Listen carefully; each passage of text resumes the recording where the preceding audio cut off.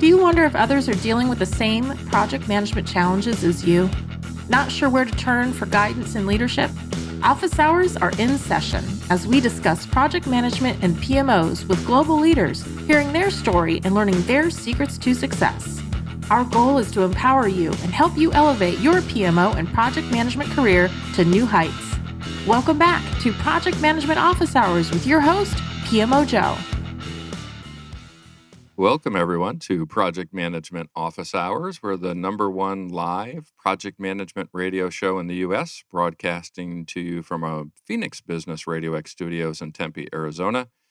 I'm your host, PMO Joe, and for the next hour or so, we'll be talking project management. Before we jump into the show, I just want to acknowledge Priya Patra and everyone who's been involved in the PMI Chapter Exchange program. I was able to attend their event last Friday, and it was amazing collaboration and diversity from project management leaders around the world. They've been able to organize over 10 chapters from Asia, Africa, Europe, US, collaborating and sharing ideas. And they've done a fantastic job of that, and I think they plan to continue and grow that next year as well. So thank you for letting me be a part of it. And another great example of, during this COVID world we're in, how they've leveraged technology to bring the world of project management together in these events. So congratulations to all the great work they've done and all the great work that they have planned for next year. I also want to thank our sponsors, the PMO Squad. They're the premier PMO and project management consulting firm in the U.S., offering project management as a service, agile and project management resources, PMO consulting and training, and they help you with all of your delivery needs. Check them out at www.thepmosquad.com. Also, a reminder to everyone to visit projectmanagementofficehours.com to see all of our upcoming episodes and catch our prior episodes and listen to all of our amazing guests and the wisdom they have shared with us. Super excited today to have a legend within the industry joining us. He was rocking out to the intro music as we were coming on board here. Cornelius Fichtner is joining us from Tucson here in Arizona. We've been having guests join us from all over the world, so it's nice to have someone local. Welcome, Cornelius. Thank you very much for having me. Before we jump in, I obviously want to give you a chance just to say hello to the audience and introduce you and let them know a little bit more about you. All right. Hi, everybody. My name, as Joe has said, is Cornelius Fichtner. And my claim to fame, I would say, is the Project Management Podcast. While Joe is the #1 live on-air project management show, I'm the #1 project management show, period. I started the Project Management Podcast in 2005 when podcasts were just coming up, and I've been doing it ever since. Let's see, about 450 some episodes have gone out since then. I've been a project manager in Switzerland, Germany, the United States, and at some point I switched and became a PMP trainer. I've been very active in the Project Management Institute, and now I have my own company focusing training in project management. That's quite a background you have, and diverse right within our industry. You're hitting all the media platforms, which has been fantastic. And I'll start off by, you mentioned, I guess, was 2005, I think you said, when you started the podcast. And podcasting wasn't very popular back there. How did you get started in that? It's all my wife's fault. No, seriously. I have been complaining about wanting an MP3 player for a long time by then. And I've been moaning about, iPods back then being so darn expensive. And then for my birthday in 2004, she bought me an iPad. No, an iPod. My gosh, it's been a long time. And not just a iPod. She bought me the top of the line, most expensive model you could get. Exactly what I would have bought myself if I hadn't. And I was literally speechless for 30 minutes. And that, people who know me, they understand that that is quite a feat. And so, so I started listening to just, music. That was my goal. Yeah. And then I heard this podcasting thing, and so I started to get into that a little bit. Comedy shows and science programs and news programs, and so I was able to get news programs from all over the world. And at some point, I was like, "There's nothing for project managers that I can find." This came back 2 or 3 times to me. I always have these crazy ideas that never lead anywhere. But in this particular case, it came back so many times that I thought to myself, there must be something here. And in, I think, September it was, I went to a PMI conference, primarily focused on chapter meetings. So it was a chapter event. And I decided, you know what? I'm going to start the Project Management Podcast, and my first show is going to be all about this particular event and what I've learned, and just bringing PMI and my experience with PMI to my 0 listeners at the time, obviously. And it grew from there. I upgraded my equipment millions of times since then. At one point, my equipment got stolen out of my car. Yeah, it's been quite a trip. And so my wife's fault that we're here today. Well, I'm glad it's her fault. You ever go back and listen to that first show again? Occasionally I do, and it's real cringeworthy. The one thing that I always notice is that back then I still had a much more British accent than I have today. I went to Oxford, to a language school in England, to study English as a foreign language. And when I came out of there, I had an impeccable British accent because I was watching so much television at that age. I was about 16, 17. And we had one channel back in Switzerland, basically. And when I came to England, they had 3 or 4 at the time. It's like, oh, wow, this is great. So I was glued to the TV for hours every day. And so I got really, the input from BBC. And I had a BBC accent. And that slowly went away after I came over here to the United States. That's the pros and cons about having a knack for languages. The pro is you learn it quickly and you pick up accents easily. And then, of course, once you move somewhere else, you pick up that accent. So today, I call my accent confused because, it's my German is beginning to push through. I have my British accent still there somehow. I've lived in California for a long time. Now I live in Tucson, Arizona. So it's a total mess. Well, we get you over to Texas and you can start talking with a little bit of a little draw on top of that too. I think that might not please my wife. So have you ever done a Swiss language show? Have you ever been in your native language to do one of your shows? I have not. And here's the thing. Project management in English is also a foreign language to me.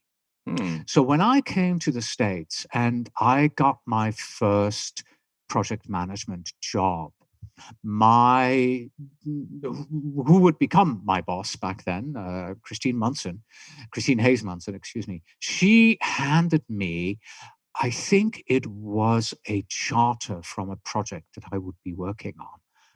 I read through that thing and I'm like, I hardly understand half of this because of the terminology.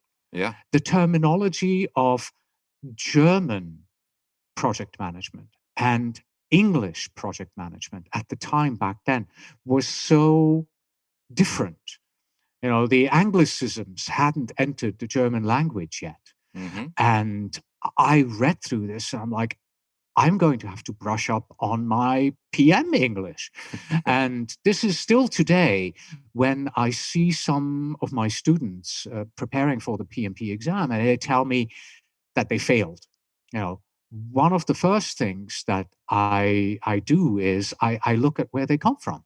And more often than not, if they are coming from a non-native English speaking country, I recommend to them, you may have an issue with the language. Hmm. Project management in your native language and project management in English and on the PMP exam, those are two different things. You literally have to learn a new language as a non-native English speaker taking the PMP exam. That's an interesting perspective. I never had Mhm. thought about it that way. But hey, that's what all of the years of experience brings to the table, right? Are some of these key learnings. Yeah. And as we think podcast, obviously you've been doing it longer than anyone and more successfully than anyone. You've learned some lessons along the way. What would be some of those lessons that you would share with the listeners out there? Mhm. Well, very early on in the podcast, I had the same 10 questions that I closed my show with. Have you ever seen Inside the Actors Studio, the TV Oh yeah, show? yeah, Right. And at the yeah. end, he always asks the same questions, right? So I built my 10 questions based on this. And one of the questions I asked is, what is more important, project management experience or industry experience? And the simple answer is both. Yeah. To me, that was actually quite enlightening. I always, when I started, I always thought that the project management experience would be more important. But as time went on, and more of my guests answered that question with their own take on things, I realized, as a project manager, you need both. Okay, I've been a project manager mostly in IT and logistics, Hmm. banking as well. So if you give me a project in healthcare, you're putting people's lives at risk because I don't have the industry background. Hmm. Okay. Even if you have the best team available to you, if you as a project manager don't have at least the basic background in the industry and understand what this is all about and where the pitfalls lie, you know, you are doing a disservice to your stakeholders and your sponsors because it's not just a stretch assignment, it's a bad assignment, right? You need to have a certain understanding of what is going on in the industry, and you need to be able to um, determine whether or not everything is still going in the right direction. You don't need to be the absolute subject matter expert, but you need to be able to go, that doesn't sound right. Something's just not right here. And then you have to go around and find the people who either confirm or disagree with you and say, no, no, no, no, you got this wrong. Yeah. As I think about, you had mentioned here your number one podcast out there, and no argument for me on that one. Our good friends in the local area here, the Colmy Group and Kim Essendrup has PM Happy Hour, and we've got Project Management Office. I think Arizona may be home of the project management podcast capital of the world. I think we're taking over. Possible. I don't really know. And I just want to make it clear when you say number one, the first Well, it's not just the first, but on the timeline. yeah, That that's certainly first. But then if you look at if you look at just Apple Podcast, right, the top row of people when you search project management podcasts, you're right there, along with PM Happy Hour. I'm further down the list on that one, but at least I right still now, make the Andy front Kaufman page. is also there with the people and Yep, projects. Andy's Right. there, and we've had him on the show, and Projectified is up there. But you're Well, always not there. surprising, a podcast supported by PMI with 500,000 potential listeners around the world. Yeah, that's really not. It's an easy sell for them to get up towards the Yeah, top. I'm But I'm opening I'm opening my iPad right here, and I'm going to project management. Let's see what pops up. PM for the masses, of course, Cesar. He's also up there, yeah, right? yeah, Happy Hour is there, Perfectified, Manage This is there. My project management podcast, Project Management California, Southern School of business. Yeah, I didn't know they had there's one. a few university programs that Yeah. that are in that list, and kudos to Yes. them. But what's obvious from that is there's a lot of people who now have podcasts, especially Yeah. since the time when you started one. Would you recommend to people that they jump into the podcast space here in the project management land? That would have been my second lesson learned. Don't. It's as simple as that. Don't. Doing a podcast sounds like it's a lot of fun. It is. And I always say that when it comes to the project management podcast, the person who learns most from every single show is me. Yeah. I am the number one beneficiary because I get to sit down with people from all around the world and I get to pick their brains and I get to ask them questions that nobody else can. Okay? This is especially true when I go to PMI conferences and congresses. What I do ahead of time is I get in touch with the various speakers, and instead of me attending their 1 hour presentation, I sit down with them and I talk about their findings and their presentations, and I really, dig deep into what the topic is that they're talking about. But in order to do that, you have to prep. Mm-hmm. You have to set things up. You have to get in touch with people. You have to schedule. You have to, would you mind sending me your presentation, your white paper? You have to read it. You have to think about questions. There is more to a podcast than just simply sitting down and starting to talk. And that's just the beginning. Then you have to maintain a website. You have to promote, you have to do marketing. In the beginning, I did my own editing of all the audio files, which was fine because, it was something you had to learn as well. But at some point, it was just getting too much. So now, after everything is done, I send the audio files over to Dan, and Dan will take care of it. Dan, by the way, lives in Phoenix, Arizona. Oh. Yeah, what a coincidence, right? So once again, the Arizona connection here comes together. And then everything has to be put up, and you have to find new guests. Luckily, I'm at the point right now where people come to me and say, "I have a topic I would like to be on your podcast." Unfortunately, 9 out of 10 of those are, "I'm sorry, but you have never even listened to a single show. Otherwise, you wouldn't even have reached out to me." They're like, "He is the CEO of," and I'm just picking one, "of a chicken startup, and he would like to talk to your audience about what a great fun job it is to be a CEO of a startup." I'm like, "Really? Yeah, I appreciate your contact, but you don't know what the show is all about." Yeah. So, and this is an ongoing job, literally, right? So this is my second job on top of what I do. And so don't do it. unless you are prepared to do it. And one, case in point is go to your favorite podcast app, search for project management. You'll find 20, 30 podcasts on project management, and look at when they started and how long it took until they published their final episode. Right. So they pod faded. Yeah. Right. So they kind of did it for a while and then, okay, I'll do one in 2 weeks. I'll do another one in 4 weeks. I'll do another one in 6 months, and then nothing after that. So it is a lot of work. You have to be technically adept, and you have to have passion for your topic. And I think both you and I have that. Do you feel the same on your show? I mean, this is worse. You're live. If I hadn't shown up, what would you have done? Yeah, I would have winged it, man. I would have got the joke book out and started telling some comedy routines in place here. Right. I'm with you. It is a lot of work. I have the benefit of a radio station to help with all the production content, so that minimizes my job on the back end of the show.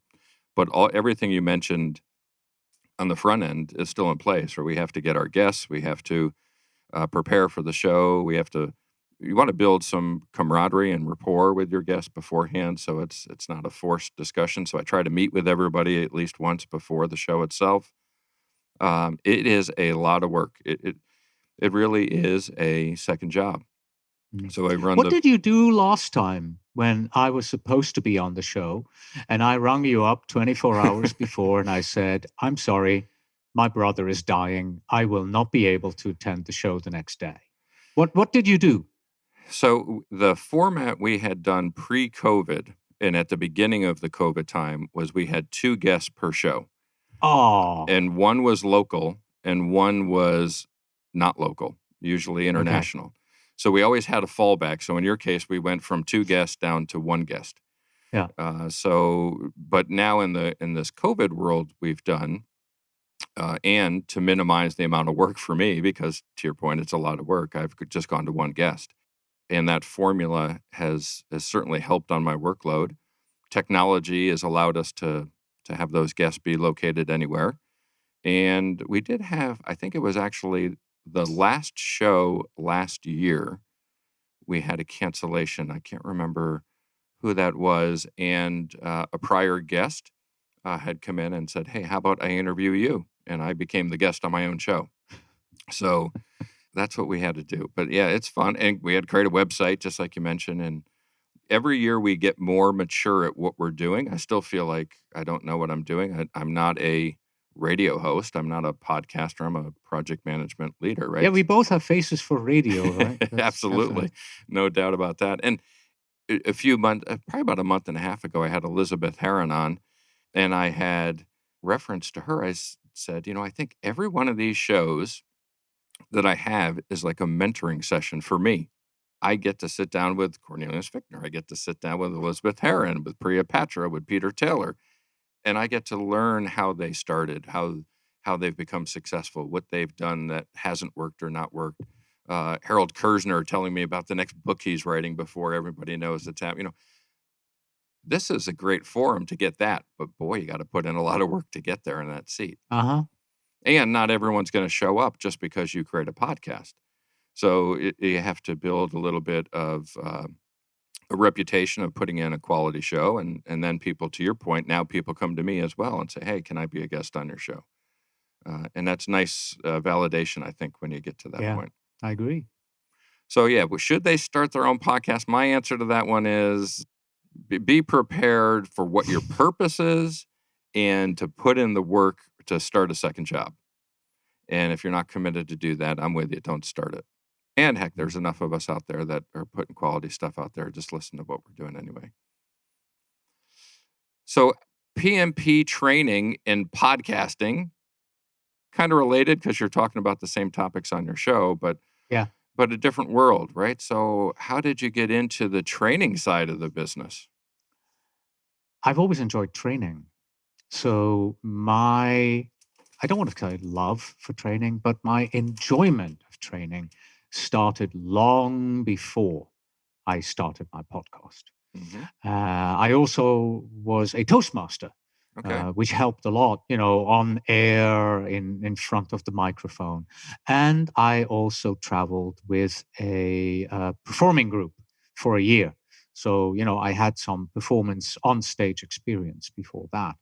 And then once I had my podcast and I became more involved in my local project management institute, Orange County in California, and I started teaching locally for the PMP exam, I sort of put all of this together and said, how about if I take all that I have and just put that into this prepcast thing?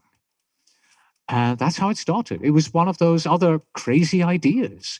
So at work, 5 o'clock rolled around and I started writing up a script. Yeah. Okay, so this is going to be lesson 1 of my PMP exam prepcast. And that 2007, I think, something like that. I think something around that.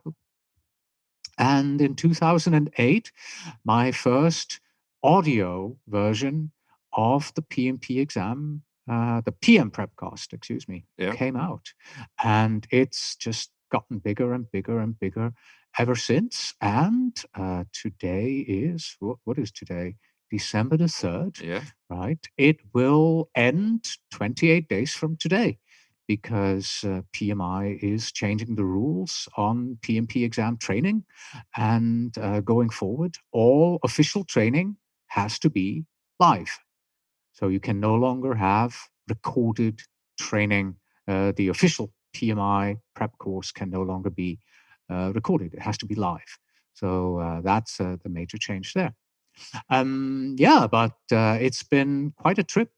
It's a lot of work again.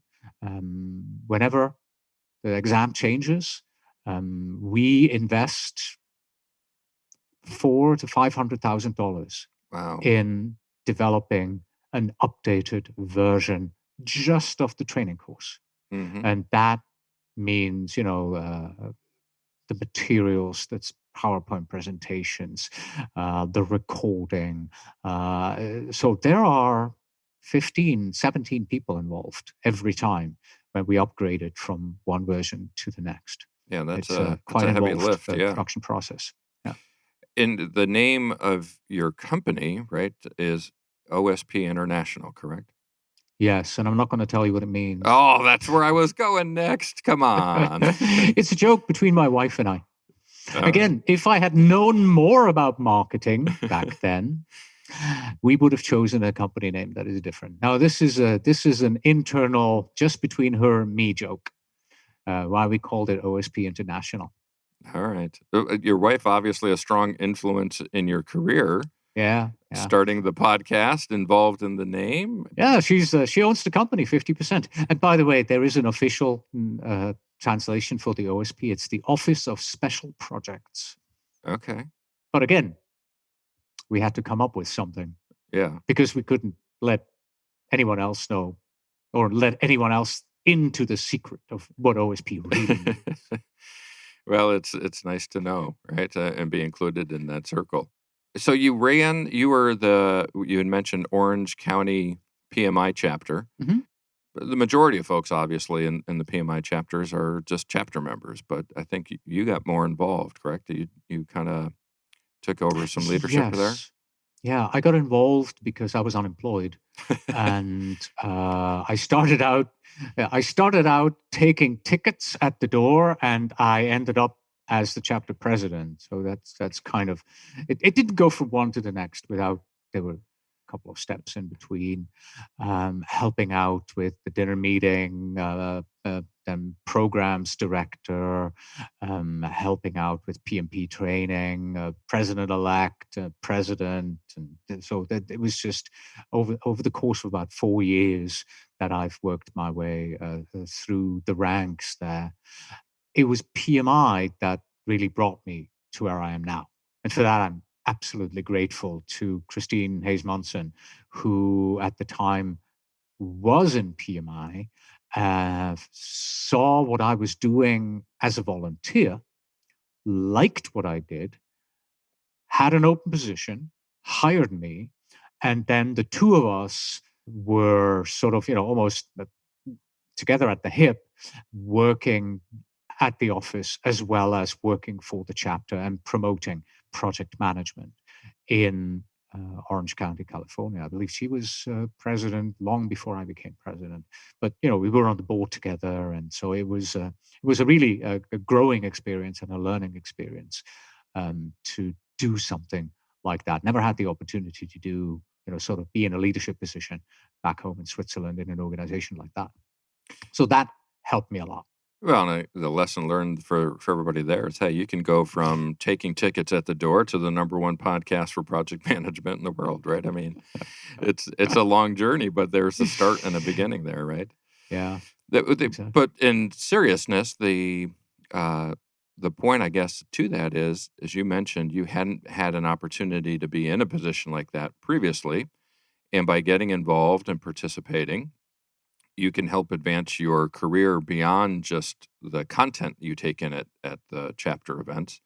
There's career growth opportunities there to help you learn what leadership roles are and how to benefit there. So, thank you, obviously, for your leadership in the chapter and where it ended up. But I encourage everybody to check out their local chapters and see how they can volunteer and invest time to see if they can help their own careers as well. Yeah, and here's my recommendation.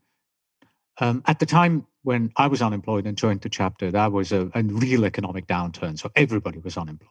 Okay. And I had just moved to the States as well. So it was just everything happened at the same time. Don't join your chapter activities when you're unemployed. Join it now. Okay. Go there, become a volunteer, and help out now while you have a job. Invest the time today in your local chapter so that once the day comes and you are unemployed or you are looking for a new position, you have the connections and you can reach out to your colleagues who already know you, who've seen you, who understand who you are and where you stand and how you work and how reliable you are and what your background is. And it's going to be so much easier for you finding that next job than suddenly showing up at a dinner meeting going, "Hi, my name is Cornelius. I'm unemployed. Can you help me?" Yeah. Yeah, that's not going to work out that easy. Right.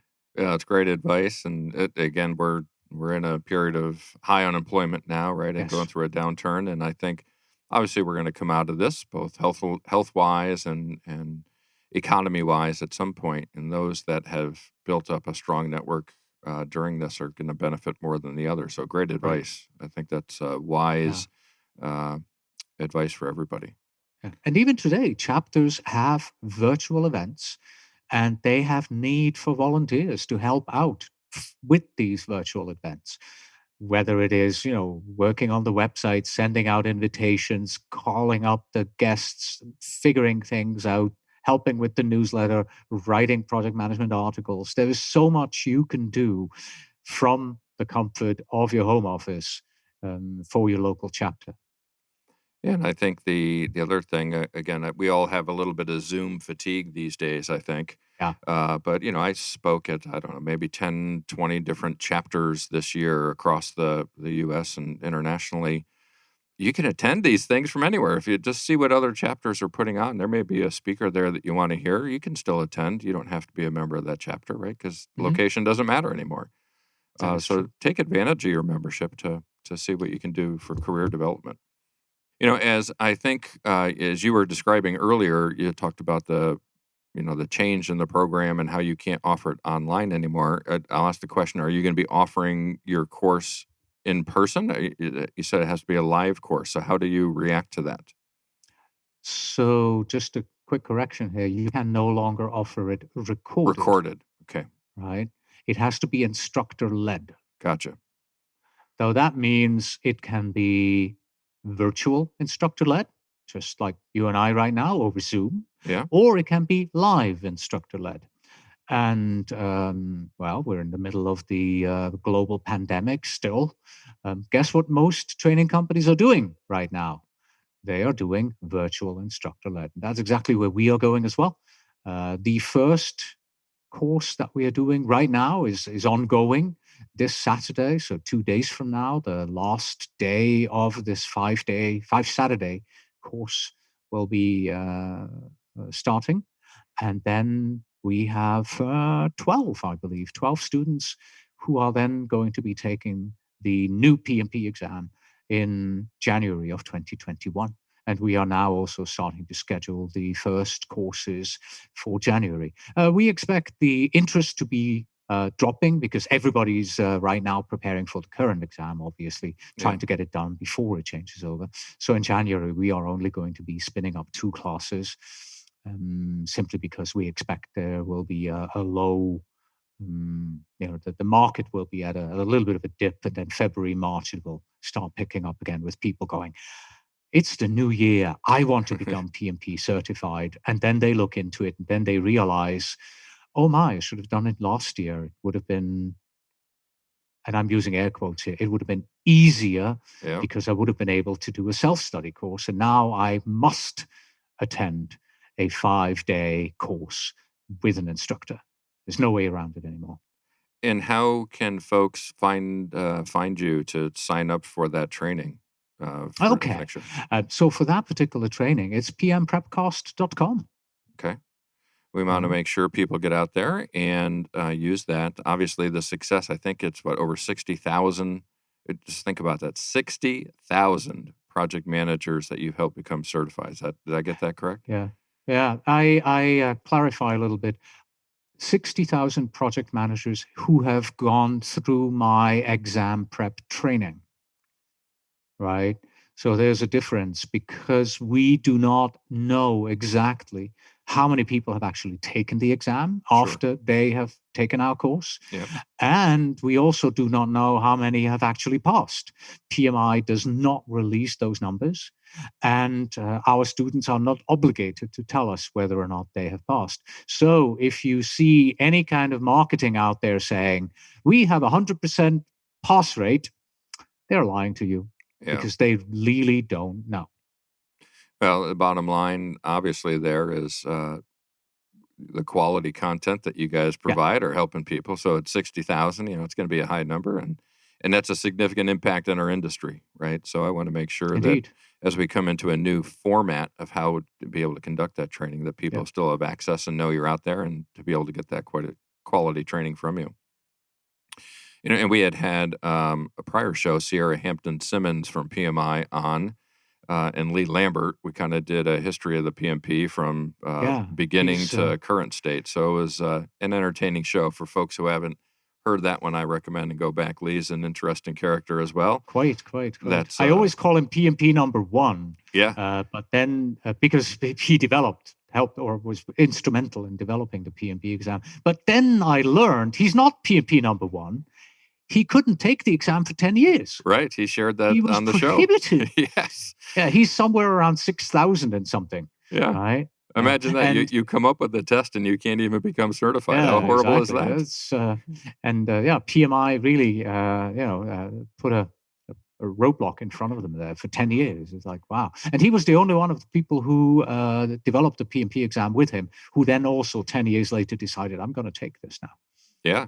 And he's, I know I had some good interactions with Lee recently. He's a great guy. I enjoy him, and he's active on social media, still congratulating folks when they post that they've certified. And he wears that badge proud, as he should, right, to help get that going. You also mentioned the 17 people or so that every time there's a shift, it has to help put together a new program for you, right? The amount of people it takes. People have to, I think, recognize and appreciate that what you do, you're not doing by yourself, and there's a team behind you. How do you start a company like that, and then how has it grown to be what it is today? I'm pretty honest about this one. I stumbled over a good idea, and that idea took off. And I really have no idea what I'm doing. I've always seen myself more as an employee type person and not as a CEO type kind of a guy. Sure. But over the years, you had to step up. I had to step up. I had to learn. I had to expand my experience and just become the leader of this company, right? But deep down, I'd much rather record an interview with a guest and publish a podcast, frankly, than be the boss of a 22 people company. How does this happen? Literally, I stumbled over this idea. I started falling forward, and I'm still hoping that I'm not, with my face in the mud at some point. Okay, you learn. You start with the idea, you put it out there. How do I take credit card payments? I had no idea. I had to learn that. Whoa, I need a shopping cart. What shopping? How do I sell a podcast? Bookkeeping. Whoa, wait, income tax. So all of this is not something that you learn within 24 hours. This is something that just happens. At some point, I realized I needed help with support, and I reached out. I found a virtual assistant. Her name is Maricel, and she's still with us today. Wow! So our first team member, or second team member rather, is still with us today, and she's still stellar performer on the team. It's like she's been with us since 2007. So that's awesome. quite a feat, having somebody like that. And then, you bring your own personality into your company as well. And this is the one thing that I'm really proud about. But people always like, yeah, we are a family and all that. Yeah. I never bring that up. Everybody else brings that up, Mm.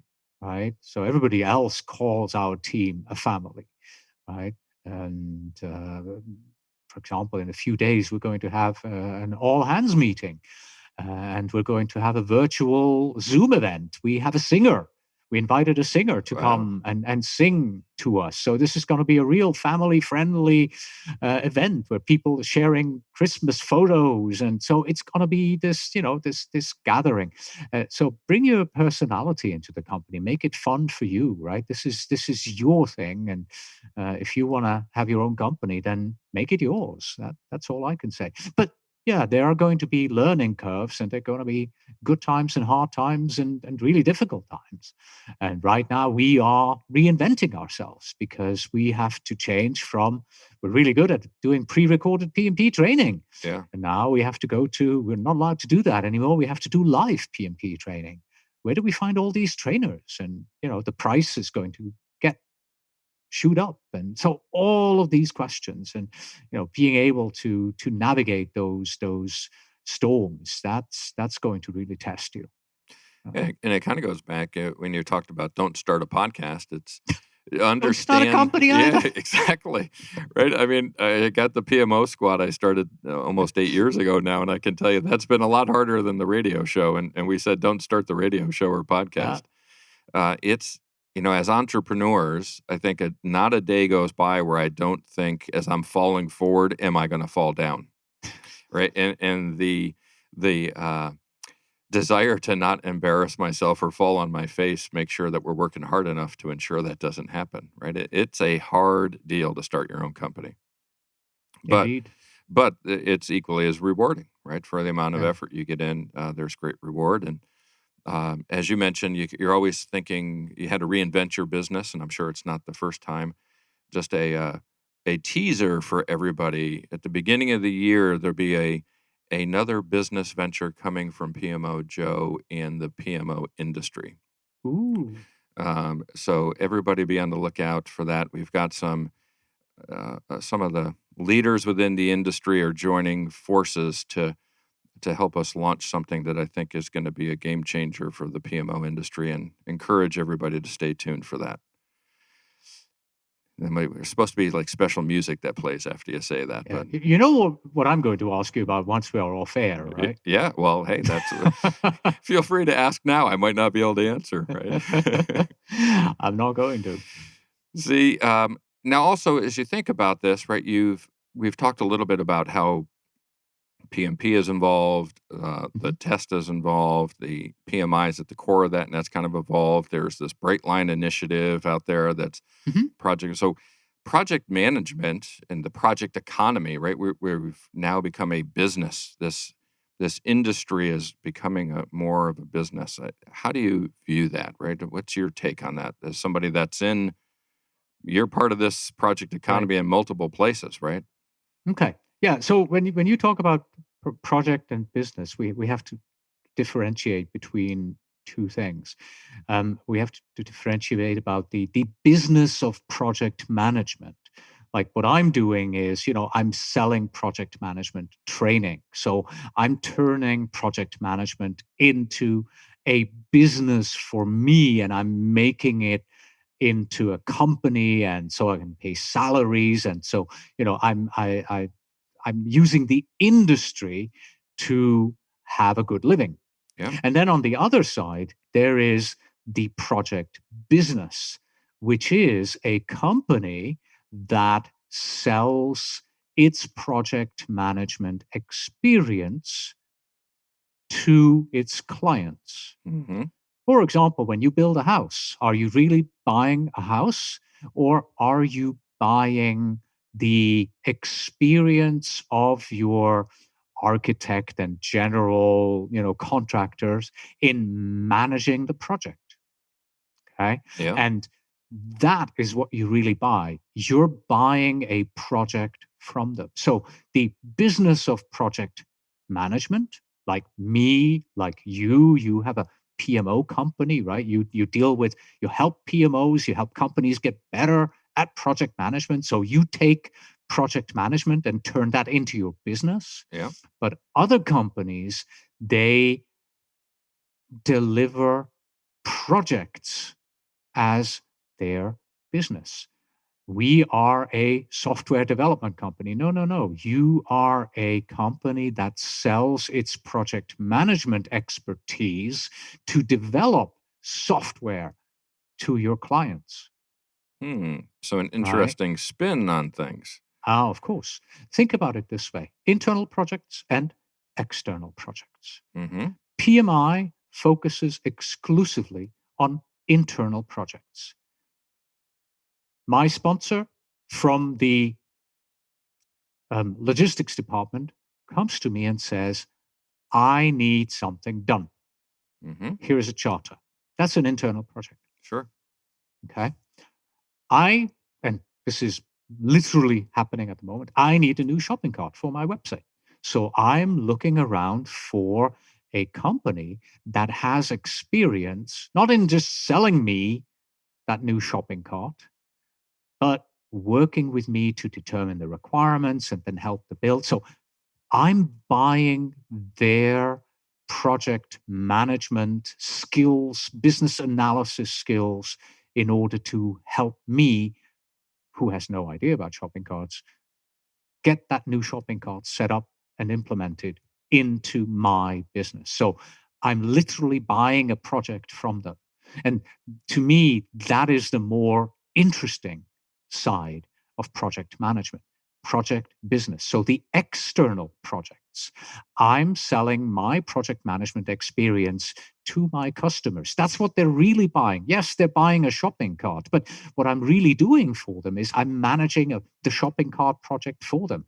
I'm managing the house project for them. I'm managing the development of the new Boeing 737 Dreamliner for Boeing. Right? So I am selling my project management experience for them. The number of projects that are on this side of project management are greater than internal projects. Okay, so it's over 50%. And this is where the Project Business Foundation stepped in. This is a development from earlier this year. The Project Business Foundation was founded by Oliver Lehmann, good friend of mine from Germany. Mm-hmm. He's also known in the PMP training space. And he realized that nobody is helping that customer. And by that customer, I mean the company that does external projects almost exclusively. Mm-hmm. PMI doesn't really serve them. PMI serves project managers like you and I who lead projects internally, but PMI does not focus on external projects, does not focus on the companies that do all these external projects. Right. And so we, as a training company, are now working with the Project Business Foundation to develop training for project managers that exclusively work on external projects. Now, this is not a new methodology. We're not talking about, this is, I don't know, Scrum for external projects. Right. I call it SCREX, whatever. No. Yeah. The methodology and the content are different. The skills are different. So what you need to know as a project manager for internal projects, you can get that from what PMI is doing. Mm-hmm. But when you're really dealing with external projects, there are so many more aspects that you have to be aware of. For example, the very complex relationships. If we're talking about an international project where a company buys a project from somebody else who then subcontracts that out and subcontracts it out again, so that in the end, almost the fourth subcontractor is once again the company that originally started the project. You have all these highly complex combinations of companies working together. So that type of understanding of how do you manage a global project like that is part of the skill, part of the content that you need to understand when you get into project business management. It doesn't sound sexy at all. But, I sell clothing. I'm in the retail business. Yeah. I sell shoes. I'm also in the retail Yeah. business, right? I sell project management. Well, I'm in the project business, Mm-hmm. right? So that's why it's called project business. When I first heard of this, I thought, that's not a good name. But it is what it is, right? It's the retail business, it's the project business, it's the aerospace business, it's the insurance business, whatever the industry is. And in our particular industry, right, it is the project business. We sell project management as our primary experience, as our primary skill to companies out there who don't have that skill. So this is somewhat new topic to me. I think. How do we learn more about that? Is there? You mentioned Right. Oliver is active in this. Yeah. You're is there? I think you called it the Project Business Foundation. Is that a website we can go to? Where can we get more information? Indeed, yes. So the Project Business Foundation is available. They are online right now, and you can go see them there. Of course, that is the moment when I completely blanking, and I cannot project-business.org, I believe. Typing this into my yes, it's project-business.org. That is where they are located at.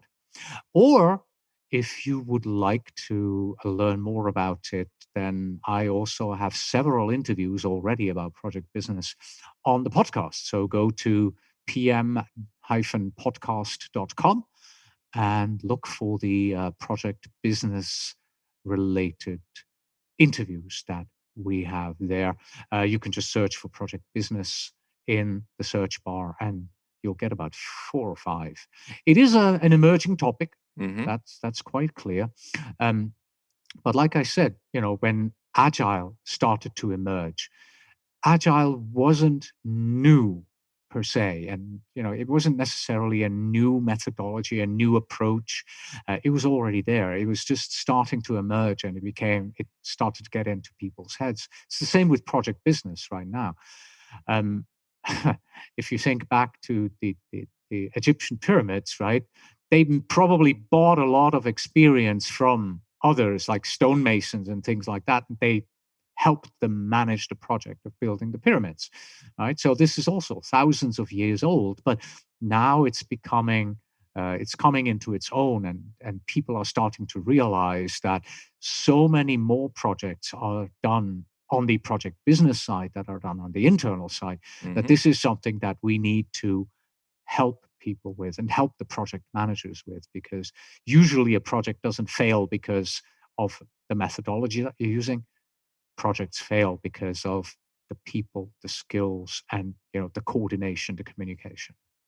Yeah, I'm definitely going to look into one of the services we offer with the PMO squad. We call it PMO as a service, and essentially having organizations that their specialty is building widgets, not producing projects or managing and leading projects. Yeah.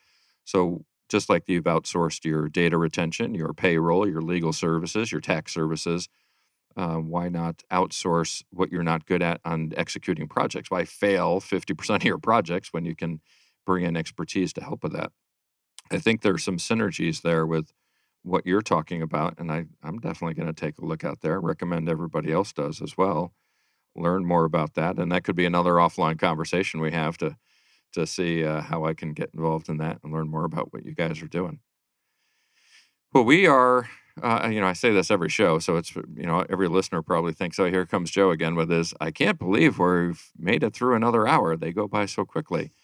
But here we are. We've made it through another hour, and it went by so quickly. Obviously, Cornelius, thank you for joining today and sharing your story with everybody. Thank you. I enjoyed myself.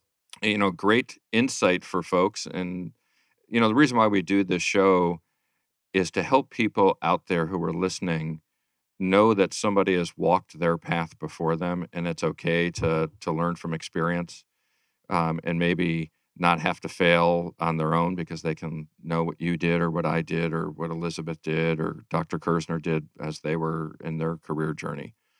And you gave some great advice for starting a business, podcasting, working within the industry, getting mentoring from others, getting involvement within your PMI chapter. So I think a lot of great nuggets from having you on today. So I really appreciate that. Here, as we wind up the show, I would just want to give you one last opportunity to be able to let folks know how they can get in touch with you, where they can get access to the show, to your training, and all the different platforms that you have out there for folks. Right. So my name is luckily or unluckily extremely unique. So if you want to find me personally and, Facebook, LinkedIn, Twitter, just look for Cornelius Fichtner. If you find somebody called by that name, it is me. There's only one with that name in the world. That makes it easy. It also makes it hard because people have no idea how to spell my name. That's the other thing. If you're looking for PMP training, then please visit pmprepcast.com or pm-prepcast.com, one of those. And if you're interested in my project management podcast, then you can just search for Project Management Podcast or simply go to pm-podcast.com. Thank you, Joe. Yeah, awesome. Yeah, I recommend everybody go out there and listen to some of or all of Cornelius's shows. They're definitely informative, and I think you will all learn a lot listening to him and his guests that he has on there as well. Thank you. And thank you, of course, to all our listeners. Without listeners, we really don't have a show. Be sure to go out and visit to projectmanagementofficehours.com. We finish out the year with Kieran Bondale, who'll be joining us from Canada. And we start next year with Billy Mwape from Africa. He'll be our first guest joining from Africa. So super excited for that. We're working to finalize our lineup for next year. We do have Fatima Abuchi lined up for February as well. And we'll be publicizing more of those guests soon. So we have another great lineup for next year. Also, a reminder, these shows are live, yes, but we do record them and release them as a podcast. So please subscribe to Project Management Office Hours on Apple Podcast, iHeartRadio, Spotify, Spreaker, whatever your podcast platform of choice is. And thank you to our sponsors, the PMO Squad. Visit thepmosquad.com to learn more about the purpose-driven PMO and all of their project management services. That's it for now. Office hours are closed. Until next time, I'm PMO Joe, and you've been listening to Project Management Office Hours. Thanks for listening to another episode of Project Management Office Hours with PMO Joe. You're not alone in your project management journey. We're here to help you achieve your goals. Subscribe to Project Management Office Hours on your favorite podcast platform to catch all of our episodes and hear industry leaders share their story and secrets to success.